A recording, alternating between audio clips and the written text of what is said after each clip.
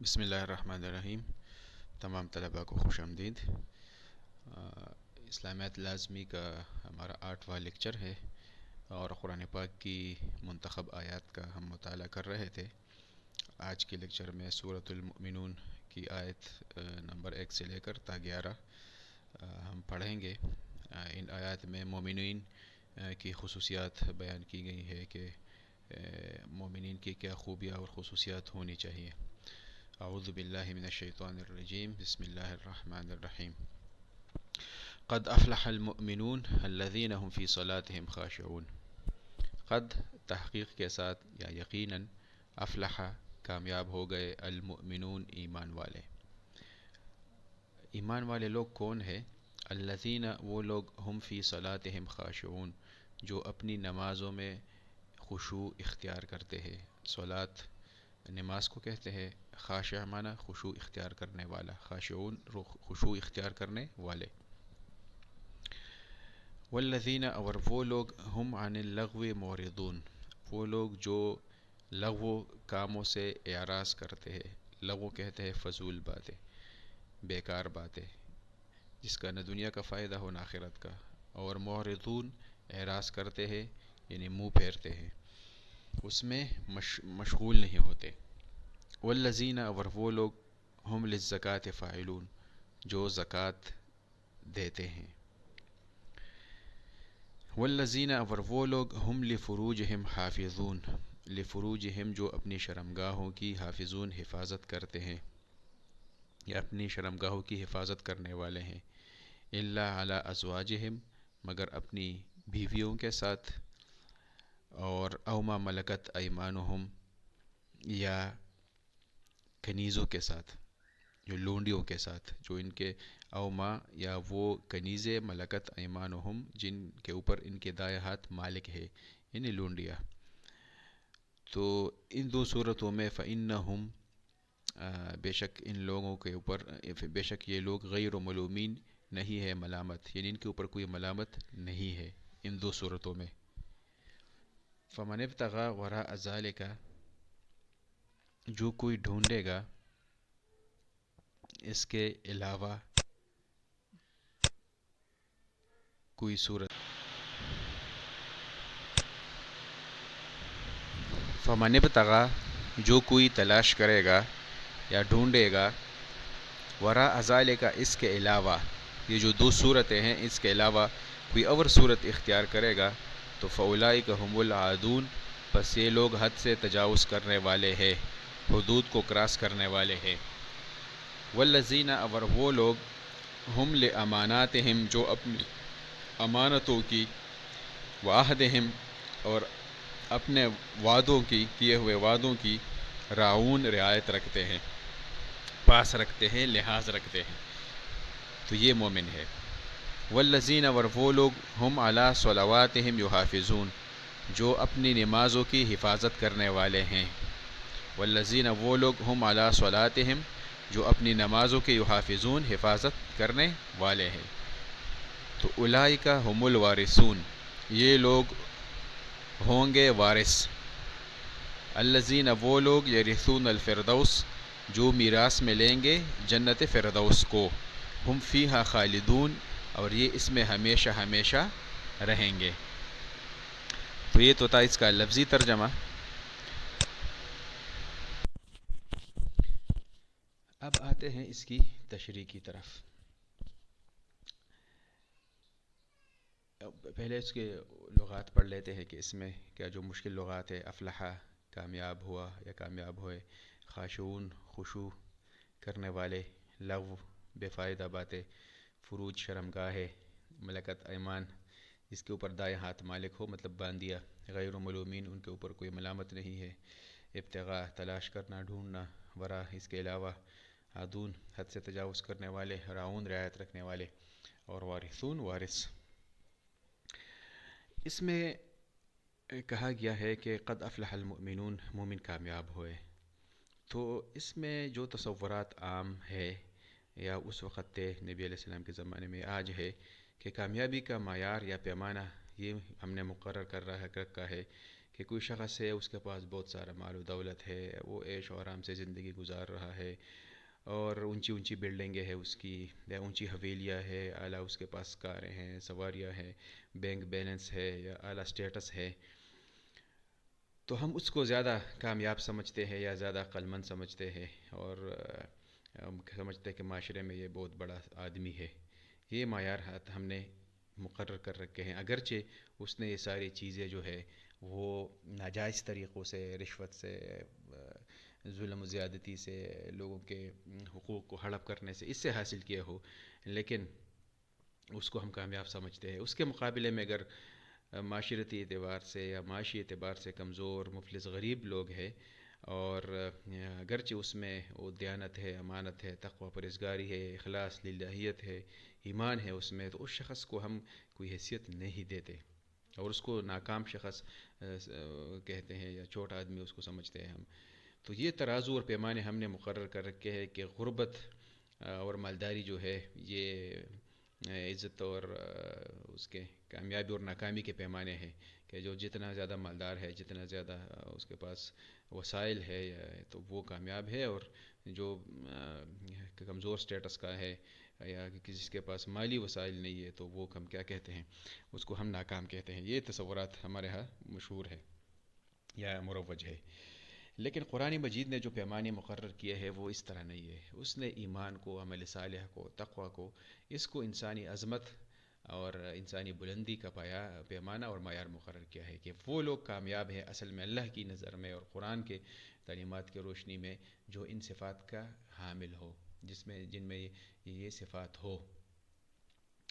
اور اس سے پہلے لیکچر بھی ہم نے کہا تھا کہ بھائی اللہ کے ہاں تقرب اور نزدیکیت اور عزت اور احترام کا جو معیار ہے وہ زبان، نسل، رنگ اور خاندان، قوم، یہ چیز نہیں ہے، بلکہ وہ تقوی ہے۔ تو تقوی اور غیر تقوی کے بنیاد کے اوپر تقسیم ہے، پرہیزگاری کے اوپر ہے۔ سورہ مومنون کی ان آیات میں بھی یہی چیزیں بتا دی گئی ہے، چونکہ صحابہ اس وقت میں جب وہ نبی علیہ السلام نے نبوت کا اعلان فرمایا، اور ایک طرف تو مشرکین مکہ کے بڑے بڑے سردار، رئیس اور مالدار ترین لوگ تھے، دوسری طرف معاشرے کے پسے ہوئے لوگ اور کمزور لوگ، غریب لوگ، وہ تھے صحابہ کرام، اگرچہ وہ تقوی، پرہیزگاری، ایمان، عمل صالح کے اعلیٰ اس کے معیار کے اوپر تھے، تو یہ لوگ جو تھے، یہ مشرکین، ان کا مذاق اڑاتے تھے کہ یار یہ تمہارا کیسا دین ہے، اور تم تو فقر و فاقہ، غربت و افلاس اور اس کے مارے ہوئے ہو، تمہاری محفل بے رونق ہے، اور مصیبتوں میں ہو، ہر وقت پریشانیوں میں ہو، اور ہمیں دیکھو دنیا بھر کی جو راحتیں ہیں اور کامیابی ہے وہ تو ہمارے قدم چوم رہی ہے، تو ہماری رونق محفلوں کو دیکھو کیسے پر رونق ہے، اور ہر اعتبار سے ہم بہترین زندگی گزار رہے ہیں، ہم کامیاب لوگ ہیں۔ ان آیات میں تسلی دی گئی اہل ایمان کو کہ دیکھو کامیابی کا معیار یہ نہیں ہے، اصل کامیاب اور اصل کامیابی ہو یا کامیاب ترین لوگوں ہے جو ایمان کے مالک ہو، جو صاحبان ایمان ہے، وہ اصل میں کامیاب ہے۔ اور پھر دنیا نے دیکھا کہ یہی لوگ دنیا میں بھی کامیاب ہوئے، اور روم اور فارس کی سلطنتیں ان کے قدموں میں آ گری، اور دنیا ان کے سامنے بچھ گئی بالکل، اور عتت کا وہ یہ راغمہ بالکل کی صورت سامنے آ گئی، کہ دنیا ناک رگڑتے ہوئے ان کے پاس آئی، دنیا جزیرۃ العرب سے مسلمان نکل کر پورے دنیا کے اوپر وہ چھا گئے، اور لاکھوں مربع میل کے اوپر ان کی حکومت قائم ہوئی، کامیاب ہوئی، کیونکہ وہ قرآن اور کی تعلیمات کے اوپر عمل پیرا تھے۔ تو دنیا میں تو بھی کامیابی مل گئی، اور آخرت کے وعدے تو ہے ہی، آخرت کی کامیابی تو مل ہی جائیں گی۔ اس کے برعکس وہ لوگ جو بڑے بڑے دعوے کرتے تھے، تو آج تاریخ میں ان کا نام و نشان نہیں، وہ ناکام رہے دنیا میں بھی، اور آخرت کی ناکامی تو ہے ہی۔ تو یہ سورہ مومنون جو ہے، اس میں کامیاب مومنوں کی 7 صفات بیان کی گئی ہے، کہ یہ خوبیاں، اور یہ ہمارے لیے ایک پیمانہ ہے کہ اس کے اوپر ہم اپنے آپ کو تول لیں کہ ہم کتنے پانی میں ہیں، کہ ہم تو ایمان کے دعوے کرتے ہیں، زبانی تو ہمارے دعوے ہے، لیکن آیا یہ صفات ہم میں ہے کہ نہیں ہے؟ تو اس درس کا مقصد یہ ہے، اس میں یہ ہمیں ترغیب دی گئی ہے کہ یہ صفات سامنے رکھ کر اپنے آپ کو دیکھا جائے، یہ ایک آئینہ ہے ہمارے لیے، کہ اس میں اپنے آپ کو ہم دیکھ لیں، اگر کوئی کمی کوتاہی ہے تو اس کو پورا کر لیں، ٹھیک ہے۔ پہلی خصوصیت یہ ہے کہ جو ایمان والے لوگ ہیں، الذین هم فی صلاتہم خاشعون، جو اپنی نماز خشوع و خضوع کے ساتھ پڑھتے ہیں۔ لیکن نماز میں یہ 2 طرح کی کوتاہی ہے، ایک تو ایک بندہ ہے کہ پڑھتے ہی نہیں سرے سے، اس کے اوپر کتنی سخت وعیدیں آ گئی ہے، حدیث میں بندہ دیکھ لے کہ من ترک الصلاۃ متعمدا فقد کفر، کہ جو ایک نماز قصدن چھوڑ لے تو وہ مومن نہیں رہتا۔ اس میں اگرچہ علماء نے تعویلیں کی ہے، لیکن بظاہر یہ حدیث جو ہے بہت کیا ہے، یعنی الفاظ اس کے بہت زیادہ جھنجھوڑنے والے ہیں. اسی طرح العہد بیننا و بینہم الصلاۃ، کہ ہمارے اور کافروں کے درمیان جو امتیازی چیز ہے، جو فرق کرنے والی چیز ہے، وہ نماز ہے. اور نماز کو عماد الدین، دین کا ستون کہا گیا ہے، مومن کے معراج کہا گیا ہے. نبی علیہ السلام فرمایا کرتے تھے قرۃ عینی فی الصلاۃ، میری آنکھوں کی ٹھنڈک جو ہے وہ نماز میں رکھی گئی ہے. اور اس طرح آتا ہے کہ اذا حابہ الامر فزع الی الصلاۃ، جب بھی نبی علیہ السلام کو کوئی مشکل درپیش ہوتی نماز کی طرف لپکتے. اور آخر وفات کا وقت بھی یہی وصیت فرمائی کہ نماز کا خیال رکھے آپ لوگ. ہاں، تو ایک کوتاہی ہوتی ہے کہ ہم پڑھتے نہیں ہیں. تو نماز جو کہ ارکان اسلام میں سے بنیادی رکن ہے، اور عماد الدین کا مطلب یہ ہے کہ پوری دین کی بلڈنگ اس کے اوپر کھڑی ہے، تو نماز کو تو چھوڑنا نہیں چاہیے. دوسری کوتاہی یہ ہے کہ پھر اس کو آداب قرآن میں جا بجا جہاں بھی ہے تو اقامت صلاح کا ہے. الذین یقیمون الصلاۃ، نماز پڑھنے کا ذکر نہیں ہے، اقامت کا ذکر ہے کہ نماز قائم کرتے ہیں، نماز کو کھڑا کرتے ہیں. کہ نماز قائم کرنے کا مطلب یہ ہے کہ اس کو آداب، جو نماز کے آداب ہے، اور اس کو پورا بجا لاتے ہیں، وضو اچھی طریقے سے کرتے ہیں. ہمارے وضو میں کتنی ہم سے کوتاہی ہوتی ہے. کبھی جسم کا کوئی عضو خشک رہ جاتا ہے، پاؤں خشک رہ جاتے ہیں، ایڑیا خاص کر، اور منہ چہرہ دھوتے ہوئے اس میں سے کچھ جگہ خشک رہ جاتی ہے، یا ہاتھوں میں سے. تو اس کا بہت اہتمام کرنا چاہیے کہ کوئی جگہ خشک نہ رہ جائے. صحابہ نے ایک دفعہ سفر میں تھے، تو وضو کے دوران نبی علیہ السلام نے دیکھا کہ کچھ کوتاہی ہو رہی ہے، تو فرمایا کہ ویل للعقاب من النار، کہ دیکھو یہ جو جگہ خشک رہ گئی ہے پاؤں میں سے، ایڑیوں میں سے، تو یہ تو جہنم کی آگ میں جلے گی. تو اس کا بہت اہتمام کرنا چاہیے وضو کا. پھر وضو کے بعد جو ہے نماز کے ارکان کا کہ تعدیل ارکان ہو، اطمینان سے نماز بندہ پڑھے. اس میں دیکھو ایک لفظ خشوع لفظ ہوتا ہے، ایک خضوع ہوتا ہے. تو خشوع کا تعلق جو ہے وہ دل کے ساتھ ہے، خضوع کا ظاہری اعضاء کے ساتھ ہے. بعض لوگوں کی بہت بری عادت ہوتی ہے کہ وہ نماز کے لیے جب کھڑے ہوتے ہیں تو کبھی آنکھوں میں انگلیاں پھیرتے ہیں، کبھی کانوں میں، کبھی ناک میں، اور آنکھوں میں پھیر کے پھر اس کو چومتے بھی ہیں. تو یہ کتنی بری عادت ہے. ایسا نہیں کرنا چاہیے کہ خشوع بھی ہو. ایک دن ایک بندہ نماز پڑھ رہا تھا، تو نبی علیہ السلام نے دیکھا کہ وہ مسلسل ہاتھ جو ہے اس کے اپنی جگہ نہیں ہے، بلکہ وہ کبھی ایک جگہ ہاتھ ہلا رہا ہے، کبھی دوسری جگہ. تو نبی علیہ السلام نے فرمایا کہ لو خشع قلبہ لخضعت جوارحہ، اگر اس کے دل میں خشوع ہوتا تو اس کے جو ظاہری اعضاء ہے وہ سکون سے رہتے. تو یہ نہیں کرنا چاہیے. انتہائی سکون سے، اطمینان سے. حدیث مبارک میں آتا ہے کہ صلی صلاۃ مودعین، ایسے نماز پڑھو جیسے ایک بندے کی آخری نماز ہو، کہ اس کے وہ سمجھتا ہو کہ اس کے بعد بس مجھے موت ہی آنے والی ہے اور میری زندگی کی آخری نماز ہے. اسی طرح نماز پڑھ لیا کرو انتہائی اطمینان کے ساتھ. اور فرمایا کہ ان تعبد اللہ کانک تراہ فان لم تکن تراہ فانہ یراک، ایسی عبادت کرو اللہ کی گویا آپ اللہ کو دیکھ رہے ہو. اگر آپ نہیں دیکھ رہے، اللہ تو دیکھ رہا ہے. تو اس تصور کے ساتھ اور عظمت کے ساتھ دل میں کہ اللہ مجھے دیکھ رہا ہے، انسان نماز پڑھے. تو دونوں طرح ظاہری آداب کا بھی خیال رکھے، باطنی آداب کا بھی خیال رکھے. اور ہمیں احکام، یہ مسائل جو ہے وضو اور نماز کے معلوم ہونے چاہیے. ہمیں بہت غفلت پائی جاتی ہے، یہ پتہ نہیں ہوتا کہ کون سی چیز فرض ہے، کون سی واجب ہے، اس میں کون سی سنت ہے.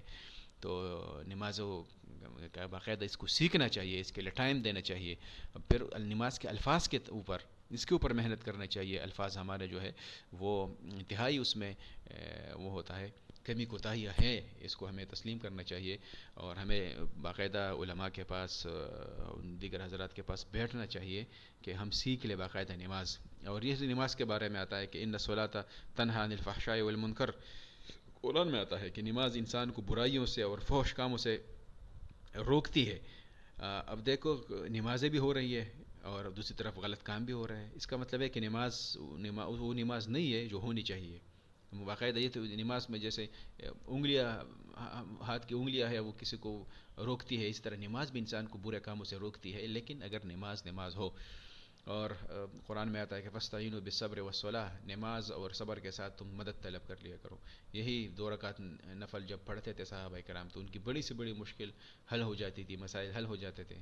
آج کل ہمارے ہاں وہ نہیں ہے. اس کی وجہ ہے کہ نماز ہم صحیح درست طریقے سے نہیں پڑھتے. نماز کو تسلی کے ساتھ پڑھنا چاہیے، اہتمام کے ساتھ. اور اول ما یحاسب به العبد، حدیث میں آتا ہے کہ سب سے پہلے قیامت کے دن جو حساب کتاب کیا جائے گا تو وہ نماز کے بارے میں کیا جائے گا. اول ما یحاسب به العبد یوم القیامہ الصلاۃ. تو جو اس میں کامیاب ہوا تو وہ آخر پھر کامیاب ہوا، اور جو فیل ہوا تو وہ فیل ہوا۔ تو نماز کا جو ہے بہت زیادہ خیال رکھنا چاہیے، اور کہہ رہے کہ جو قلبی سکون کے ساتھ، اطمینان کے ساتھ، اچھی طرح وضو کر کے پھر اطمینان کے ساتھ نماز پڑھتا ہے تو وہ نماز اس کو دعا دیتی ہے، اور کہ اے اللہ، جس طرح اس شخص نے میری حفاظت کی ہے، یعنی ہر طرح کے آداب کا خیال رکھا ہے، اس طرح آپ بھی اس کی حفاظت فرمائیے۔ لیکن جو شخص نمازوں کو بری طرح پڑھتا ہے، جلدی سے یا دکھاوے کے لیے آداب کا خیال نہیں رکھتا، نمازوں میں سستی کرتا ہے، تو ٹال ٹال کر پڑھتا ہے، اپنی اوقات میں نہیں پڑھتا، تو یا اچھی طرح وضو نہیں کرتا، تو وہ نماز کہہ رہے بری صورت میں سیاہ رنگ میں ڈل جائے گی، اور پڑھنے والے کو بد دعا دے گی کہ الہی، جس طرح اس نے مجھے خراب کیا ہے، آپ اس کو اسی طرح خراب کر دیں۔ نماز اس کو بد دعا، بجائے اس کا کہ اس کو ثواب ملے، نماز بد دعا دیتی ہے، اور کہ ایک کالے کپڑے کی صورت میں اس کے منہ کے اوپر پھینک دی جاتی ہے، نماز اس کے منہ کے اوپر مار دی جاتی ہے۔ اس طرح حدیث مبارک میں آتا ہے کہ جو امت سے سب سے پہلی چیز اٹھائی جائے گی وہ خشوع ہے، تو کہ وہ لوگ اہتمام نہیں کریں گے، تو اہتمام کرنا چاہیے، خشوع خضوع کے ساتھ نماز پڑھنی چاہیے، بہت زیادہ اہتمام کرنا چاہیے، کیونکہ بنیادی ارکان میں سے ہے، اور دین کی پوری عمارت نماز کے اوپر کھڑی ہے۔ دوسری جو صفت بیان کی گئی ہے کہ وہ لغو اور فضول باتوں سے دور رہتے ہیں۔ جو مومن ہوگا اس کا ٹائم قیمتی ہوگا، اس کو احساس ہوگا کہ میرا ایک ایک لمحہ قیمتی ہے، کہ قیامت کے دن کوئی کسی چیز کے اوپر بھی حسرت نہیں کرے گا، افسوس بھی نہیں کرے گا، لیکن ایک چیز کے اوپر، ان لمحات کے اوپر، اور اس سیکنڈ کے اوپر، اور اس لمحے کے اوپر افسوس کرے گا جو اللہ کے ذکر کے بغیر کیا ہے گزر جائے۔ اب قرآن میں دوسری جگہ ہے کہ والذین اذا مروا باللغو مروا کراما، مومن وہ لوگ ہیں جو کہیں لغو کام، لغو ہر اس کام کو کہتے ہیں جس کے نہ دنیا کا فائدہ ہو نہ آخرت کا، کہہ رہے مومن وہ ہے جب اس کے لغو کام کے اوپر گزر ہو تو وہ انتہائی باوقار طریقے سے گزر جاتا ہے، اس میں شمولیت نہیں اختیار کرتا، جا رہے ہیں، کوئی مرغے لڑا رہے ہیں، کوئی بٹھیر لڑا رہے ہیں، کوئی کتوں کو لڑا رہا ہے، کوئی وہ کر رہا ہے، لڈو کھیل رہا ہے، تاش کھیل رہا ہے، فضول کام، فیس بک ہے صبح سے شام تک، شام سے صبح تک، دن بھر رات بھر بندہ بیٹھ رہا ہے، فائدہ کیا ہے اس کا؟ بس اتنا ہو کہ بھئی اس کے لیے معلومات کے لیے تھوڑا بہت اگر بندہ استعمال کر لے، لیکن اس میں اتنا غلو کرنا کہ بھئی سارا آپ کا وقت، قیمت وقت، اس وقت کو آپ کسی مفید کام میں استعمال کر سکتے ہیں، اپنے پڑھائی میں استعمال کر سکتے ہیں، اچھی کتاب پڑھنے میں استعمال کر سکتے ہیں، اللہ آپ کا بھلا کرے، کسی کی خدمت کرنے میں، خدمت خلق میں استعمال کر سکتے ہیں، والدین کی خدمت کر سکتے ہیں، آپ ذکر و اذکار کر سکتے ہیں، نوافل پڑھ سکتے ہیں، کوئی درس و تدریس کر سکتے ہیں، کسی سے سیکھ سکتے ہیں، تو بجائے اس کے کہ وقت آپ کا برباد ہو فضول کاموں میں جس کا فائدہ نہ ہو۔ اسلام دیکھیں حدیث مبارک میں آتا ہے کہ نعمتان مغبون فیہما کثیر من الناس، دو طرح کی نعمتیں ایسی ہیں جس میں بہت سارے لوگ خسارے میں ہیں، گھاٹے میں ہیں، دو نعمتیں ہیں، اور کیا ہے؟ الصحہ والفراغ، ایک صحت ہے، ایک فراغت ہے۔ صحت، انسان جب صحت مند ہوتا ہے، تندرست ہوتا ہے، تو بہت سارے کام وہ کر سکتا ہے، اچھے طریقے سے کر سکتا ہے، لیکن جب صحت چلی جاتی ہے پھر وہ نہیں کر سکتا، تو لیکن ہم خیال نہیں رکھتے کہ صحت مندی کا زمانہ ہے، اس میں کوئی ہم مفید کام کر لیں۔ اسی طرح فراغت ہے، اس کے پاس بہت سارے اوقات ہے، بہت سارا ٹائم ہے۔ اب جو یہ ہمارا جو کووڈ-19 میں یہ 3-4 مہینے ہے ہم گھر پہ رہے، تو ہمارے پاس وقت تھا کہ آن لائن ہم کچھ کورسز کر لیتے، کوئی دین سیکھ لیتے، کوئی اور اپنے فیلڈ سے ریلیٹڈ کوئی سرٹیفکیٹ حاصل کرتے، بہت ساری آن لائن کورسز ہو رہی تھی، لوگ کر رہے تھے، تو ہمارے پاس ایک ٹائم تھا، لیکن ابھی ہے کہ وقت ہم ضائع کر لیتے ہیں ایسے بذول کاموں میں۔ بہرحال تو مومن کی صفت یہ ہے، نشانی یہ ہے کہ وہ کیا نہیں کرے گا، فضول کاموں میں، بیہودہ کاموں میں وہ اپنے اوقات ضائع نہیں کرے گا، بلکہ اپنے اوقات کو قیمتی بنائے گا، کسی بھی لحاظ سے کسی بھی ایسے کام میں اپنے اوقات مشغول کرے گا جس کا دنیا کا فائدہ ہو یا آخرت کا فائدہ ہو۔ تیسری صفت جو مومن کی ہے، خوبی ہے، وہ یہ ہے کہ زکوٰۃ ادا کرتے ہیں، تو اس کے دو معنی مراد لیے گئے ہیں جو اکثر مفسرین لیتے ہیں، یہ ہے کہ بھئی زکوٰۃ کا مطلب جو اپنے مال میں سے کچھ مخصوص حصہ ہے اللہ تعالیٰ نے مقرر کر رکھا ہے، چونکہ معاشرے میں کچھ لوگ کمزور ہوں گے مالی لحاظ سے، تو باقیوں کو ان کا خیال رکھنا چاہیے۔ تو صدقات دو قسم کے ہیں، واجبہ ہے، صدقات واجبہ، اور نافلہ۔ واجبہ جیسے زکوٰۃ ہے، جس طرح عشر ہے، جس طرح فطرانہ ہے، قربانی ہے، تو یہ صدقات واجبہ ہے کہ لازماً کرنا ہے. اس کے شرائط ہے، ہر کسی کے اوپر وہ نہیں ہے. جو مالدار شخص ہوگا، صاحب نصاب ہوگا، اس کے اوپر ہے. ایک صدقات نافلہ ہے کہ کسی بھی وقت کوئی خرچ کر سکتا ہے، نفلی صدقہ کر سکتا ہے. اور صدقات میں یہ ہے کہ اللہ تعالیٰ اس کو دیکھتا ہے، نسبت کو دیکھتا ہے. ایک طرف ایک شخص ہے جو 1 کروڑ میں 1 لاکھ خرچ کرتا ہے، ایک بندہ ہے اس کے پاس لاکھ روپے، اس میں سے 1000 کر سکتا ہے، خرچ کرتا ہے. تو نسبت برابر ہے، ریشو ایک جیسی ہے. تو اس کو اللہ دیکھتا ہے. پھر یہ ہے کہ خرچ کرنے میں یہ خیال رکھا جائے کہ اس کو پھر جتلائے نہیں. لا تبطلوا صدقاتکم بالمن والاذى، کہ صدقہ تو آپ نے کر لیا ہے لیکن بار بار پھر کیا کر رہے ہو، اس کو جتا رہے ہو، میں نے آپ کے ساتھ یہ خیر کا تعاون کیا، وہ کیا. تو ریا کے لیے، جتانے کے لیے، یا اس کو اذیت دینے کے لیے کہ پھر اس بندے کو اب بار بار اذیت دے، تو ایسا نہیں کرنا چاہیے. تو کہ مومن وہ ہے کو جو خرچ کرے گا، انفاق کرے گا، اللہ کے راستے میں خرچ کرے گا. اس کا فائدہ ہوگا کہ اس میں بخل پیدا نہیں ہوگا اور مال سرکولیٹ ہوگا، مال کی گردش رہے گی. تو اس میں اس کے پورے اکانومی کے اوپر، پورے معاشیات کے اوپر، ملک کے اقتصادیات کے اوپر اس کا اچھے اثرات مرتب ہو گئے. ایک جگہ مال پڑا ہے، مثلا آپ کے پاس 10,000 روپے ہے، وہ گھر میں ویسے پڑا ہے تو اس کا کچھ فائدہ نہیں ہے. لیکن اگر آپ کسی غریب کو اس کو دے دے، وہ ریڑھی لگائے، سبزی کی ریڑھی لگائے یا فروٹ کی لگائے، تو وہ اس میں آ جائے گا ایک معاشی سرگرمی میں. تو وہ اس سے روزانہ 500 1000 کمائے گا، تو 10,000 میں بڑھوتری آئے گی. تو بہرحال اس کے اچھے اثرات مرتب ہوتے ہیں. زکوٰۃ کے پورا ایک سسٹم ہے اسلامی حکومت میں. اس کو تفصیلاً اگر پڑھنا ہے تو اس کتاب الزکوٰۃ فقہ کی کتابوں میں مل جاتے ہیں، اس میں پڑھ لیں آپ لوگ. اسی طرح تیسری اس کی خوبی یہ ہے کہ چوتھے نمبر پر کہ اپنی شرمگاہوں کی حفاظت کرتے ہیں. حدیث مبارک میں آتا ہے کہ میز من لی ما بین لحیہ و ما بین فخذیہ تو ازمن لہو بہ الجنہ، او کما قال، کہ انسان اگر مجھے اس چیز کی جو اس کے جبڑوں کے درمیان ہے، یعنی زبان، اس کی مجھے ضمانت دے دے، اور جو اس کے رانوں کے درمیان ہے اس کی مجھے ضمانت دے دے، تو میں اس کو جنت کی ضمانت دوں گا. کہ انہیں مطلب یہ ہے کہ بھئی زبان اور شرمگاہ کی حفاظت کرنی چاہیے. یا شرمگاہ کی ذکر ہے کہ اپنی شرمگاہوں کی مومن لوگ حفاظت کرتے ہیں. اور اس کو 2 صورتیں اس سے مستثنیٰ کی ہے کہ ایک تو کہ حلال نکاح کے ذریعے سے وہ اپنی، کیونکہ یہ فطری ضرورت ہے، جس طرح کھانا پینا انسان کی ضرورت ہے، تو جو جنسی خواہش ہے اس کو پورا کرنا بھی ایک فطری ضرورت ہے. اور اسلام نے اس کی رعایت رکھی ہے اور اس کے لیے حلال طریقے بتائے ہیں کہ نکاح ہے یا باندیا ہے. پرانے زمانے میں اس طرح ہوتا تھا کہ جنگ ہو جاتے تھے تو اس میں سے لوگ قید ہوتے تھے، مرد غلام بن جاتے تھے، عورتیں جو کنیزیں یا باندیا بن جاتی تھی، تو ان کے ساتھ پھر جنسی تعلق رکھنا یہ جائز تھا. اور یہ اسلام سے پہلے سے ایک دستور چلا آ رہا تھا. اسلام نے پھر اس کے اوپر کیا کیا کہ اس چیزوں کو ختم کرنے کی طرف اسلام آہستہ آہستہ لے گیا، چونکہ بہت زیادہ پینیٹریٹ کر گیا تھا معاشرے میں، ایک دم اس کے اوپر ختم کرنا مشکل تھا. تو آہستہ آہستہ اسلام نے کہا کہ بھئی اگر کوئی قتل کر دے نہ حق تو اور اس کے کفارے میں غلام آزاد کر لے، کوئی قسم کھا لے اس میں غلام آزاد کر لے، تو راستے اپنا بتائے اسلام نے کہ بھئی غلامانہ سسٹم جو ہے ختم کرنا چاہیے. اور خود غلاموں، آخر خطبے میں کہا کہ بھئی جو خود کھاؤ تو غلاموں کو کھلاؤ، جو خود پہنو غلاموں کو پہناؤ، اور ان کے ساتھ نرمی کا رویہ رکھو. اور اسلام نے راستے بہت زیادہ کھولے کہ غلامانہ سسٹم ختم ہو جائے. ٹھیک ہے. اور پھر ایک وقت آیا حضرت بلال جو تھے غلام تھے لیکن اللہ کے رسول کے مؤذن تھے، کتنا بڑا سٹیٹس ان کو دیا گیا تھا. اسی طرح حضرت زید بن ثابت یہ بھی غلام تھے، ان کے بیٹے حضرت اسامہ. تو آخری جو لشکر نبی علیہ السلام روانہ کر رہے تھے اس میں ایک بڑے کبار صحابہ ابوبکر صدیق، عمر اور جیسے بڑے کبار صحابہ تھے، سرداران قریش تھے.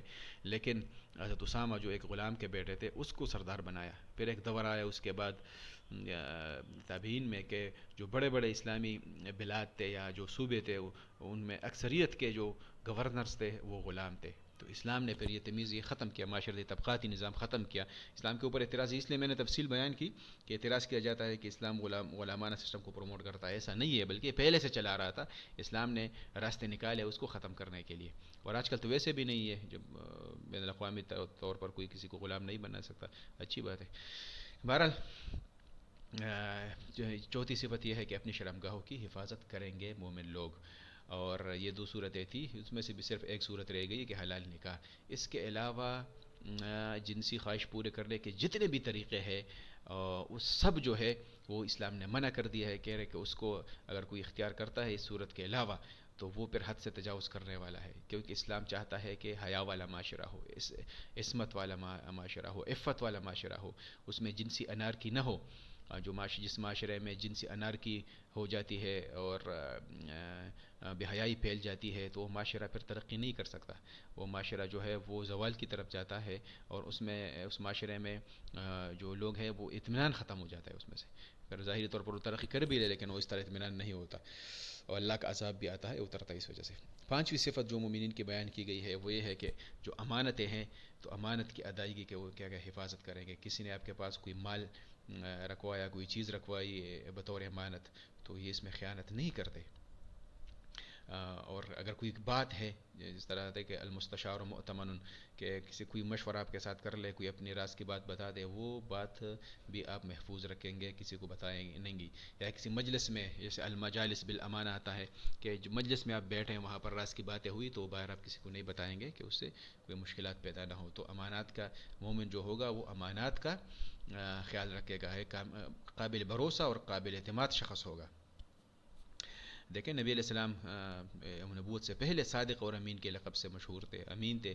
کافر لوگ جو ہے، حتیٰ یہ کہ نبوت ملنے کے بعد بھی لوگ سر کے دشمن ہیں اور جان لینے پہ تلے ہوئے ہیں، لیکن اس کے باوجود اپنی امانتیں نبی علیہ السلام کے پاس رکھواتے تھے۔ اتنا ان کا اعلیٰ اخلاق تھا، کریکٹر تھا، کہ ہجرت کی رات بھی حضرت علی کو پھر اپنے بستر کے اوپر سلایا کہ صبح آپ نے آنا ہے لیکن امانتیں واپس کروا کے۔ تو یہ اس سے ہمیں اندازہ ہوتا ہے کہ امانت کی کتنی اہمیت ہے۔ تو امانت کا خیال رکھنا چاہیے، اگر کوئی آپ کے پاس امانت رکھے تو اس کا خیال رکھنا چاہیے، تو اس سے ہی معاشرہ بنے گا۔ اور چھٹی صفت وہ ہے، وہ وعدے کی پاسداری ہے، کہ آپ کسی کے ساتھ کوئی وعدہ کرے تو اس کی پاسداری، یہ مومن کا شان ہے کہ وعدے کے پاس، حدیث میں آتا ہے کہ لا ایمان لمن لا عہد لہ، کہ جس میں وعدے کی پابندی نہیں، اس کا ایمان ہی نہیں ہے، مطلب وہ کامل مومن نہیں ہے۔ اس طرح قرآن میں آتا ہے کہ ان العہد کان مسئولا، آپ جو کوئی وعدہ آپ جو کرتے ہیں اس کے بارے میں پوچھا جائے گا۔ وہ وعدہ آپ نے اللہ کے ساتھ کیا ہے لا الہ الا اللہ کی صورت میں کہ آپ کے احکامات کی پیروی کروں گا، تو اس کا بھی پوچھا جائے گا۔ یا دنیا میں کسی کے ساتھ آپ نے کوئی وعدہ کیا ہے تو اس کو پورا کرنا چاہیے۔ کئی اس کی ساری صورتیں بن سکتی ہے، آپ نے کسی کو کہا کہ کل میں آؤں گا 9 بجے ملنے آپ سے، اور پھر ہمارے تو یہ روٹین ہے کہ 10 بجے تک آپ انتظار کرتے رہیں گے، اس کا آتا پتہ نہیں ہوتا، نہیں، جو ٹائم آپ نے بتا دیا وہی کرنا چاہیے، اسی کے مطابق عمل کرنا چاہیے۔ ساتویں صفت پھر وہی مومن اپنی نمازوں کے، تو نماز کی اہمیت کا اندازہ اس سے ہوتا ہے کہ شروع میں بھی نماز اور آخر میں بھی پھر نماز، کے بھائی 5 وقت کی جو فرض نمازیں ہیں اس کی وہ حفاظت کریں گے پورے آداب کے ساتھ، وقت کی پابندی کے ساتھ، اور پورے اس کے مستحبات اور چیزوں کے ساتھ وہ نماز پڑھیں گے، تو اس کو جو اصل فائدہ ہے نماز کا، جو روحانی فائدہ انسان کو حاصل ہوتا ہے، جو سکون حاصل ہوتا ہے، وہ اس کو ملے گا، بشرطے کہ وہ خیال رکھے تمام چیزوں کا۔ تو نماز کا جو تفصیلی احکام ہے وہ آپ لوگ ضرور سیکھ لیں۔ تو یہ آج کا درس تھا۔ تو اس میں کہہ رہے خلاصہ یہ ہے کہ اس میں حقوق اللہ بھی ہے، حقوق العباد بھی ہے۔ جب یہ انسان اس کا خیال رکھے گا تو آخرت میں بھی کامیابی ہے، دنیا میں بھی کامیابی ہے، اور پھر اس کو جنت فردوس کی ابدی راحتیں اور خوشیاں ملے گی۔ جنت فردوس جو ہے اعلیٰ مقام ہے جنت کا۔ حدیث میں آتا ہے کہ جب اللہ سے مانگو تو فاسألوا اللہ الفردوس، جنت فردوس مانگا کرو۔ ہم بھی یہ دعا دیتے ہیں کہ اللہ تجھے جنت فردوس دے دے، اعلیٰ مقام ہے جنت کا۔ تو اس میں ہم سب کو اللہ تعالیٰ نصیب فرمائے، اور یہ جو صفات ہے اس کا ہمیں حامل بنائے، اور جو کبھی کوتاہی ہے معاف فرما دے۔ اس کی کم از کم کوشش تو کرنی چاہیے کہ مسلمان میں یہ صفتیں ہوں، یہ اس کا ماخذ ہے۔ صدق اللہ العظیم۔ اللہ حافظ۔ اللہ تعالیٰ آپ سب کو خوش رکھے۔